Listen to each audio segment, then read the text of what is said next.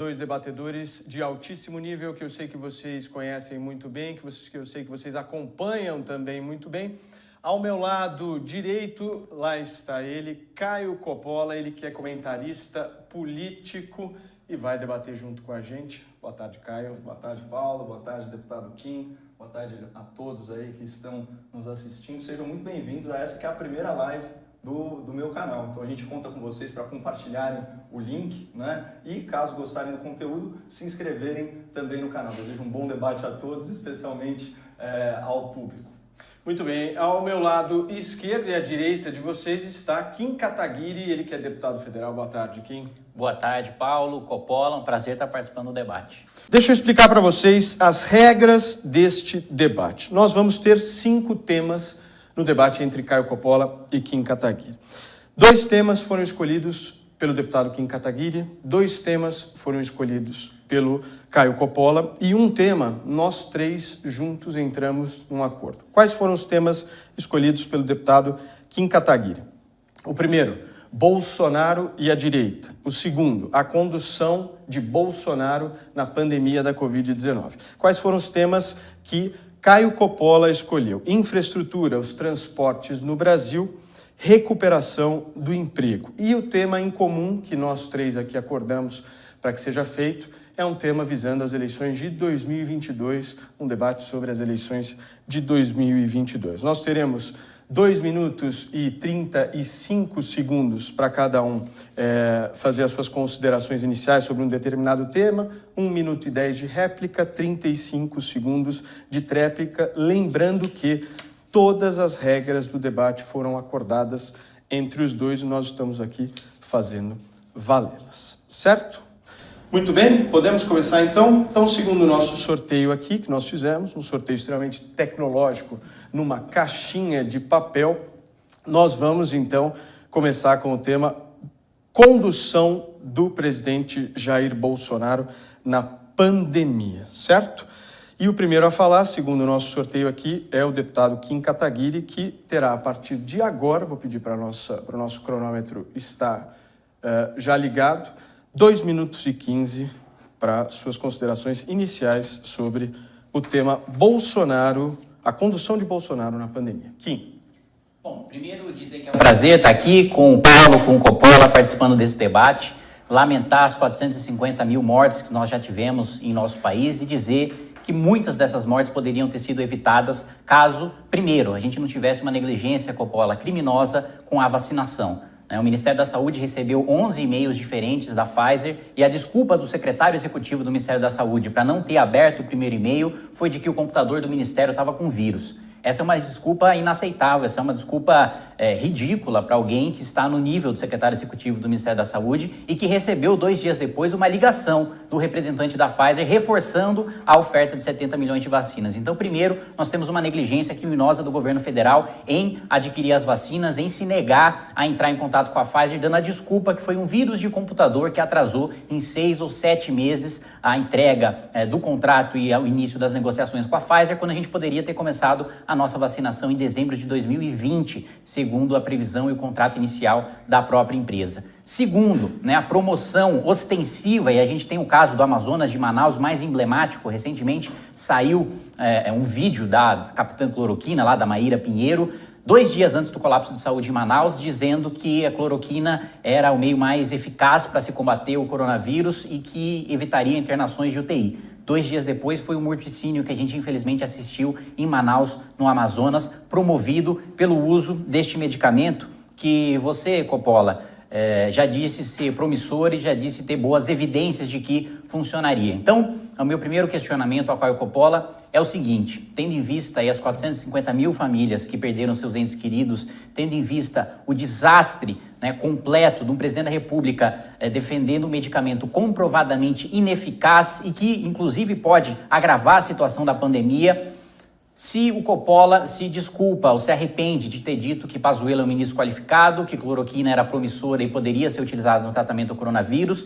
e que também a mortalidade da coronavírus seria menor ou igual, semelhante à da gripe para aqueles menores de 70 anos de idade. Muito bem. Agora, 2 minutos e 15, por favor, para girar o nosso cronômetro.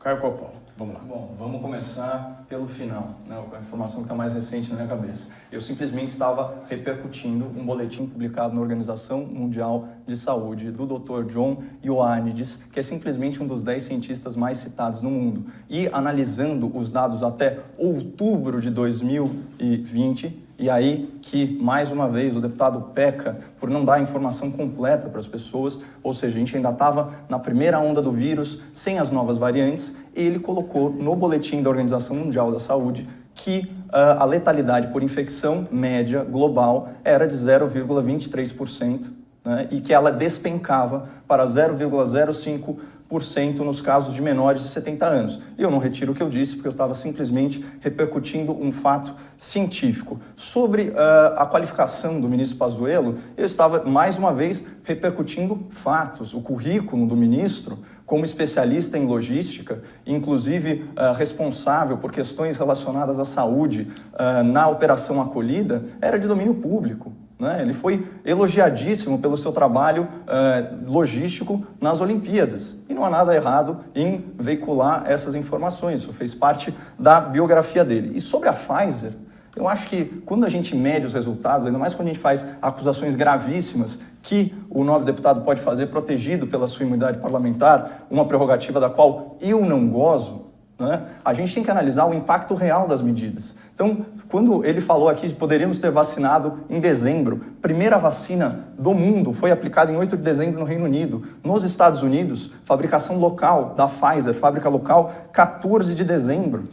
Ora, como que isso seria possível se as vacinas da Europa, da Pfizer, foram atrasadas? E mais, quando nós comparamos, certo, a proposta inicial, a qual o deputado se referiu, com o contrato efetivamente celebrado agora, a diferença no prazo de entrega e na quantidade de entregas é ínfima, até porque os contratos começavam fracionados. Então, eu não acho que, nesse caso, a gente possa falar em negligência criminosa. Muito bem, vamos para a réplica do deputado Kim Kataguiri. Kim, você tem 1 minuto e 10 segundos a partir de agora.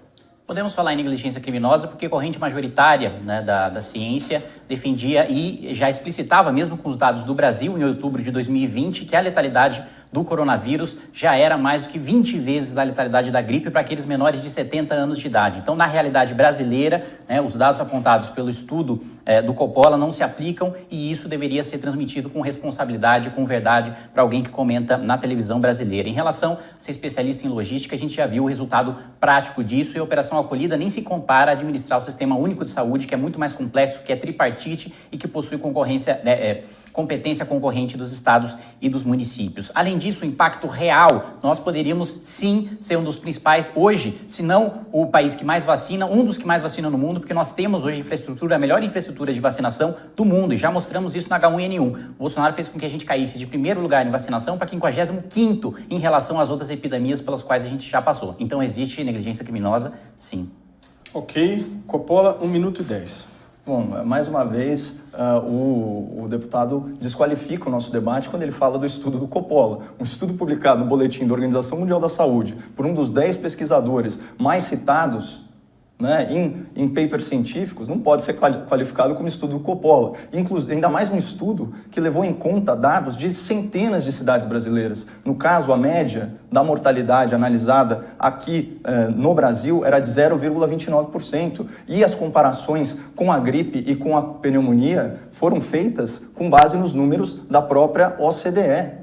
Então, isso é ciência. Claro, essa doença, ela evoluiu. Talvez se o mesmo pesquisador fizesse um novo estudo, a letalidade seria maior. Mas o importante é o seguinte, no debate público há uma confusão sobre a letalidade dessa doença. Por quê? Porque os cálculos negligenciam a subnotificação nos casos. Então, quando a gente vê que tem 15, 16 milhões de casos confirmados, a gente sabe, por estimativas, que esse valor é 5, 6 vezes maior. Então, isso é pertinente do ponto de vista matemático e eu não vou admitir que você fale que esse é um estudo meu, sendo que isso é um estudo da Universidade de Stanford.